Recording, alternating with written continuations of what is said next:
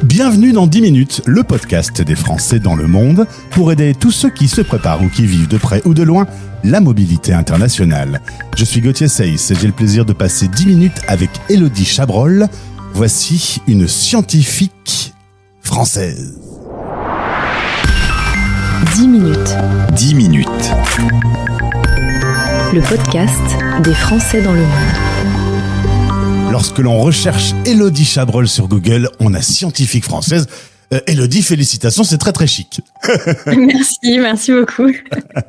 On va échanger ensemble pendant une dizaine de minutes sur la radio des Français dans le monde. Il s'avère que toi, dans ton parcours, tu as connu 9 ans d'expatriation. Tu as eu un petit coup de cœur pour Londres, si mes informations sont bonnes. Oui, exactement. Je suis partie. En fait, au départ, je devais partir aux États-Unis et puis finalement, la vie ayant d'autres plans, je suis partie à Londres pour mes recherches. Et puis en fait, j'ai vraiment beaucoup aimé l'Angleterre. Et du coup, quand je suis donc 7 ans là-bas, je suis revenue en France et puis j'ai eu une possibilité de repartir. Et là, je suis repartie en Angleterre, à Worcester. Donc là, d'où vient cette fameuse sauce dont on voit souvent le nom, la Worcestershire sauce, qui est imprononçable. Que je t'ai laissé dire parce que c'est quand même beaucoup plus simple. Ouais. Faut dire que quand on est dans la science, la recherche nous mène à l'international quasiment systématiquement, obligatoirement. Oui, c'est ça. En fait, il y a vraiment une grosse tradition de devoir partir faire ses recherches à l'international. On est habitué à voyager pour la recherche. On rencontre des chercheurs internationaux, donc c'est normal. Après, c'est vrai que souvent en France, si on veut avoir un poste de chercheur ou de chercheuse, on doit généralement partir à l'étranger, ce qui est pas toujours facile. Moi, ça allait, j'étais mobile, mais quand on a une famille, par exemple, ça peut être un petit peu plus compliqué. Alors, si on revient sur ton parcours, avec des origines bretonnes et normandes quelque part, toi tu seras quand même une pure parisienne, tu nais à Paris, tu fais la fac de Versailles et puis ensuite un doctorat à Paris-Cité et ce doctorat va donc t'amener à avoir une expérience à Londres, puis Paris on l'a dit, puis l'Angleterre. Aujourd'hui tu es à La Rochelle. Si tu pouvais choisir, tu repartirais vivre à l'étranger ? Ah ouais, je pense, je repartirais, mais l'Angleterre quoi. Ah ouais, il y a une obsession. Peut-être ailleurs, mais ouais, j'aime bien l'Angleterre, je trouve ça cosy. J'aime beaucoup et puis j'aime bien parler anglais en fait. Alors, on va entendre des voix, on va parler de Jeanne d'Arc. Ton domaine de prédilection, c'est l'épilepsie. Tu as travaillé énormément dans ce domaine-là, dans ton doctorat. On va parler de Jeanne d'Arc parce qu'on la prenait pour une folle qui entendait des voix et peut-être pas. Explique-nous un petit peu ton travail. Exactement. Et ben en fait, moi je travaille sur l'épilepsie. Donc souvent on garde en tête les grosses crises où on voit les gens convulser sur le sol, etc. Mais en fait, l'épilepsie c'est un problème d'électricité dans le cerveau. Le cerveau c'est un peu comme une carte mère. Et suivant ce trop-plein ou ce court-circuit, et ben en fait ça va créer des symptômes suivant où ça se passe. Parce que le cerveau, il y a différentes aires. Et il y a certaines aires qui sont plutôt pour la parole, pour l'audition, pour le mouvement, etc. Donc en fait, il y a plein de types de crises d'épilepsie différentes. Déjà, ça c'est hyper important. Et moi, pour mes recherches, je travaillais sur une épilepsie dont les symptômes, c'était en fait parfois d'entendre des voix. Et donc, il y a une équipe italienne qui s'est dit tiens, mais Jeanne d'Arc, là, peut-être qu'en fait, elle était pas sorcière, elle était pas schizophrène, peut-être qu'en fait, il y avait une base neurologique à ces symptômes. Et ils sont allés relire tous ces procès, parce qu'apparemment, il y avait des pages et des pages de procès où elle expliquait, en fait, comment ces voix arrivaient, etc. Et c'est des neurologues, hein, donc des médecins habitués à ça. Et ils ont dit, en fait, il y a quand même moyen que Jeanne d'Arc soit épileptique. Et d'ailleurs, à l'époque, je t'ai pas raconté en préparation, mais à l'époque, on signait les lettres avec un seau de cire dans lequel on mettait un cheveu.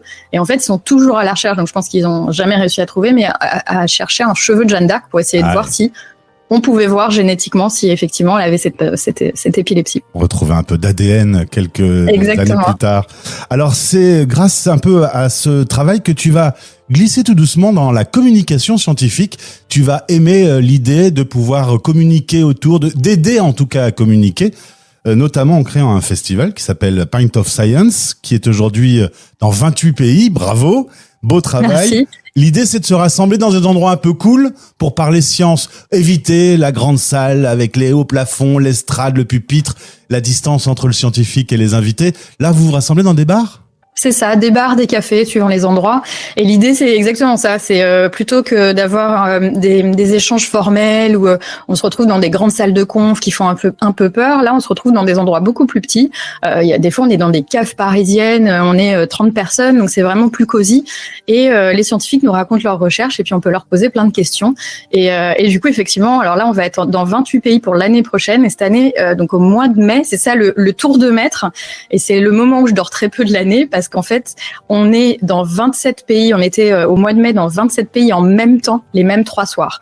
Donc en fait, c'est pas projeté, c'est-à-dire qu'on commence en Australie, on termine à Los Angeles, et pendant 3 jours, en fait, il se passe des événements sur tout le globe et on recommence. Et partout, on était dans 500 villes en mai dernier. Donc ça veut dire qu'il y a des villes qui vont avoir un événement parce que c'est des petites villes, d'autres villes comme Londres où il y a 50 événements le même soir, quoi. Incroyable. Donc et tout ça, faut coordonner, faut être sûr que tout se passe bien, etc. C'est assez fou. Et on salue nos cousins canadiens qui vont recevoir ce festival l'année prochaine. Exactement. Les petits nouveaux. Donc toi, ton travail, c'est former les scientifiques à apprendre à communiquer, animer des événements. On appelle ça de la vulgarisation, grosso modo? Exactement. Alors, c'est la vulgarisation. Il y a vraiment 2 types de personnes. Il y a ceux qui vont faire la vulgarisation eux-mêmes, qui vont écrire des bouquins, qui vont aller sur YouTube, etc. Et en fait, alors moi, je peux faire ça, j'aime bien, mais le cœur de mon métier, le truc que vraiment j'adore, c'est permettre à des scientifiques et au grand public de se retrouver. Donc, effectivement, je forme les scientifiques, j'organise des événements, je fais du consulting pour les labos, pour les instituts, pour permettre cette rencontre, parce que je trouve qu'il y a rien de plus cool que de voir des scientifiques qui se disent mais ma science c'est trop compliqué, je vais pas y arriver, et puis qui y arrivent en fait à communiquer, et puis de voir la tête du public quand on leur raconte ce qu'on fait, c'est juste complètement génial, quoi, de voir les étincelles dans les yeux. Donc ça pour moi c'est vraiment un grand kiff, quoi. Avec un petit éclairage particulier pour le travail des femmes. Tu travailles notamment avec Casio pour un programme qui s'appelle Women do Science. L'idée c'est aussi de les mettre un peu en valeur. C'est les mettre en valeur, et puis surtout de mettre en valeur Casio. Ils vont choisir. Là, ils ont relancé ça en France. Ça a commencé en Espagne.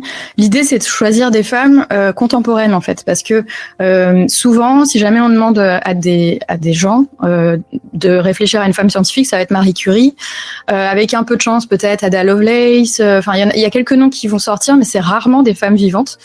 Marie Curie, elle est quand même ultra là-haut, avec 2 prix Nobel, etc. Donc l'idée, c'est aussi de montrer des femmes de tous les jours, des femmes vivantes, des femmes contemporaines, qui vivent un peu les mêmes choses qu'eux, qui vivent la même période qu'eux, et puis qui peuvent aller dans les collèges, les lycées. Donc ça, c'est ce que je fais aussi avec Casio, discuter avec les jeunes du parcours, de comment on devient scientifique, etc. Et puis tu animes un podcast, Douce Jolie Casque Rose. Tu es équipé pour un rendez-vous qui s'appelle Sous la blouse. Exactement. Alors ça, c'est mon podcast perso que j'aimerais bien faire très régulièrement, mais malheureusement, je le fais par saison. Et puis, une fois par an, je vais sortir une saison avec des épisodes réguliers pour le coup, mais voilà, ce sera pas toutes les semaines ou pas tous les mois. Et l'idée, c'est de découvrir des scientifiques, mais au-delà de la science. Donc, elles racontent généralement ce qu'elles font.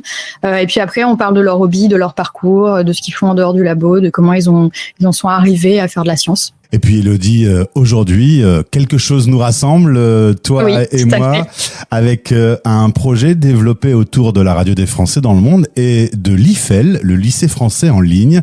Tu es désormais la marraine de l'école pour toute l'année. Tu animes, par exemple, avec eux des webinaires pour développer leur esprit critique. Pour notamment, en ce moment on dit beaucoup de bêtises, depuis la période Covid, les scientifiques n'ont pas été forcément toujours bien éclairés, donc tu essayes de remettre un peu d'ordre dans tout ça. Oui, j'essaie de leur donner des clés en fait pour comprendre, pour voir, pour enquêter un peu eux-mêmes, pour savoir comment voir. Et puis il y a l'intelligence artificielle aussi qui nous aide pas non plus, parce qu'on voit des vidéos de gens qui parlent, où on voit des choses, on se dit bon, ça a l'air vrai, sauf que est-ce que c'est vraiment vrai? Notamment sur les animaux, on voit passer des images, en fait c'est généré par intelligence artificielle, ça a l'air vrai, enfin voilà. Donc l'idée c'est leur donner un peu les clés, parce qu'au final c'est comme ça que les scientifiques réfléchissent, c'est des petites enquêtes pour se dire tiens, est-ce que c'est vrai, est-ce que je peux recouper des sources, est-ce que je l'ai vu ailleurs, etc. Et je trouve que c'est hyper important pour eux déjà de commencer avec ça, et puis après effectivement on va développer d'autres choses le reste de l'année, dont un projet Femmes et Sciences, parce que ça me tient très très à cœur. Et donc avec les enfants de l'IFEL, on va aussi t'entendre sur ce projet, donc de développer une nouvelle radio. On connaît la radio des Français dans le monde. Il va y avoir désormais le pendant pour les enfants, la radio des enfants dans le monde qui s'appelle Cocorico Radio et sur laquelle on va donc t'entendre. Oui, tout à fait. Vous aurez des petites surprises. On va préparer ça avec les enfants du Lifel, ouais. Voilà, vous allez répondre à des questions, tu vas répondre à leurs questions en fait. Ouais, je vais répondre à leurs questions. Je leur ai proposé aussi de poser des questions aux scientifiques que j'ai sur mon podcast. Donc on aura des petites capsules comme ça. Et puis je vais voir, mais on va essayer de développer des choses pour qu'on puisse partager ça avec vous. Et donc aujourd'hui, c'est la première fois qu'on entend Élodie Chabrol sur l'antenne de la radio des Français dans le monde. Mais en écoutant Cocorico Radio depuis notre site françaisdanslemonde.fr ou depuis le site de l'IFEL, lifel.org, vous pourrez également suivre ce programme et entendre des enfants qui vivent aux quatre coins du monde. On est bien d'accord que l'expatriation, c'est une richesse, surtout pour les enfants ? Oui, ouais, c'est vraiment une richesse. Ça leur permet déjà peut-être d'apprendre une nouvelle langue, si c'était pas déjà le cas. Mais je pense de voir comment on vit autrement, de s'enrichir de tout ça, c'est vraiment un cadeau. Et même si ça peut être un peu compliqué, je pense pour certains, peut-être à niveau familial, etc. C'est un beau cadeau, c'est une richesse, et je pense que ça leur permet une ouverture d'esprit. Peut-être dont ils n'ont pas conscience maintenant, mais ils s'en rendront compte plus tard, à mon avis. Eh bien, en tout cas, bravo pour ce parcours incroyable. Je pense que tu dois avoir une vie assez pétillante, hein. Tu dois faire des choses assez fun quand même. Oui, ça va. Tu peux voir à mes cernes que ça va. Je m'ennuie pas, j'adore mon boulot. Ouais, j'ai vu sur LinkedIn, t'étais encore hier sur un gros événement. Enfin, tu te promènes, tu fais des choses que tu aimes. Tout ça dans le domaine scientifique, t'as quand même réussi un beau coup de génie, cette histoire. Eh ben merci, ouais, j'adore. En fait, je suis contente parce que j'ai quitté la recherche, mais je passe mes journées avec des scientifiques géniaux qui font et géniales d'ailleurs, qui font des choses complètement dingos. Donc pour moi, c'est pareil, c'est un enrichissement. Tu vois, c'est un peu, je me suis expatriée de la recherche à la com scientifique, et du coup, je passe mon temps à discuter avec des gens qui font des choses qui font avancer le monde et qui permettent vraiment de le rendre meilleur de plein de façons différentes. Merci beaucoup, Élodie Chabrol, la marraine de l'IFEL, que vous retrouverez donc sur la nouvelle radio, Cocorico Radio, pour des chroniques scientifiques. Au plaisir de te retrouver. Je te souhaite de passer une très belle journée. Merci, à bientôt. Vos podcasts sur la mobilité internationale sont sur fdlm.fr Français dans le monde et sur YouTube en cherchant Français dans le monde.